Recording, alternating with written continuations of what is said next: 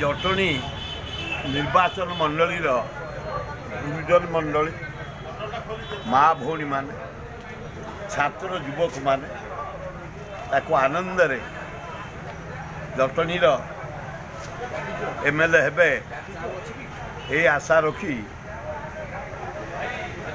ଗୋଟେ ବିରାଟ ପତୁଆରରେ ସେକ୍ରେଟେରିଏଟ୍ରୁ ଇଏ ବିଧାନ ଏରୋଡ୍ରମ୍ରୁ ଆଣି ମାଉସା ପର୍ଯ୍ୟନ୍ତ ରାଲି କରିଛନ୍ତି। ଏଠୁ ମୋଟରସାଇକେଲ ରାଲି ଏନେ ଜଟଣୀ ପର୍ଯ୍ୟନ୍ତ ଜଟଣୀବାସୀ ଆଜି ଡିସାଇଡ୍ କରିଛନ୍ତି ବଳବନ୍ତ ରାଉତରାୟକୁ ସୁର ରାଉତରାୟଙ୍କ ପରେ ଜଟଣୀର ବିଧାୟକ କରିବା ପାଇଁ।